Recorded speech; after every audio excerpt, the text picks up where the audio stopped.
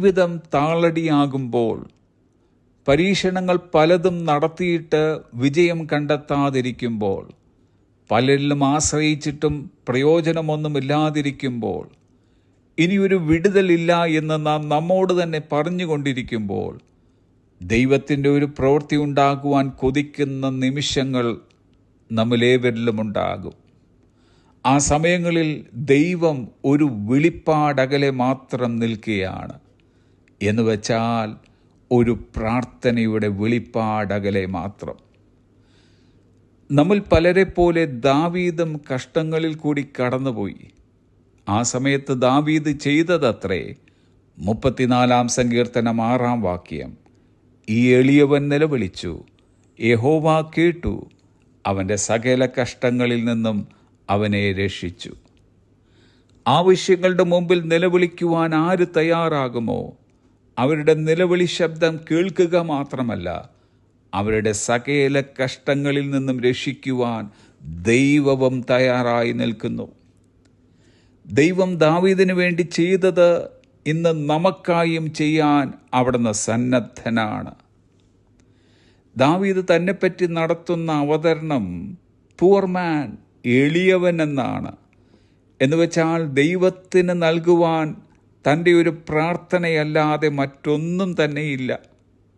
തനിക്ക് ആശ്രയിക്കുവാനായിട്ട് കഴിവോ സാമർഥ്യമോ പരിചയമോ മിടുക്കോ ഒന്നും തന്നെയില്ലാതെ ദൈവത്തിൻ്റെ മുമ്പാകെ നിൽക്കുന്ന ഒരു എളിയവൻ.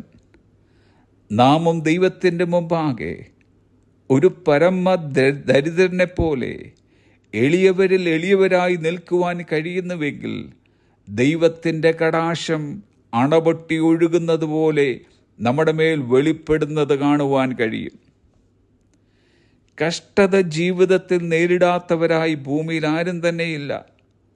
സാമ്പത്തികവും മറ്റ് ഭൗതിക വിഷയവും മാത്രമല്ലല്ലോ കഷ്ടതയുടെ പട്ടികയിൽപ്പെടുന്നത്. ശാരീരികമായും മാനസികമായും കുടുംബപരമായും തകർന്ന ബന്ധങ്ങളിലുമായി ഒക്കെ ഒട്ടനവധി കഷ്ടതകൾ പലരും സഹിക്കുന്നുണ്ട്.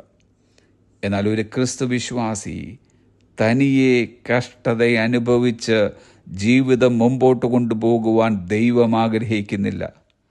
കഷ്ടതയിൽ നിന്നുമുള്ള ഒരു നീക്കുപോക്ക് തരുവാൻ ദൈവം കണ്ടിരിക്കുന്ന ഒരു പരിഹാര മാർഗമത്രേ പ്രാർത്ഥനയിലൂടെയുള്ള നിലവിളി. അവിടുന്ന് നമ്മുടെ ഓരോരുത്തരുടെയും ഒരു നിലവിളിക്കായി കാത്തിരിക്കുന്നു. നാം നമ്മെ തന്നെ തിരിച്ചറിയുവാൻ സാധിക്കുന്ന ഒരു സമയമത്രേ നമ്മുടെ നിലവിളിയുടെ സമയമെന്നത്. നാം നമ്മുടെ ഭാഗം ചെയ്തു കഴിയുമ്പോൾ പിന്നെ ദൈവത്തിന് അടങ്ങിയിരിക്കുവാൻ കഴിയുകയില്ല. അവിടുന്ന് നമ്മുടെ നിലവിളിയുടെ മുമ്പിൽ എഴുന്നേൽക്കും. 1 അല്ല 2 അല്ല 3 അല്ല, പകരം നമ്മുടെ സകല കഷ്ടങ്ങളിൽ നിന്നും രക്ഷിക്കുവാനായിട്ടാണ് അവിടുന്ന് എഴുന്നേൽക്കുന്നത്. Have a blessed day.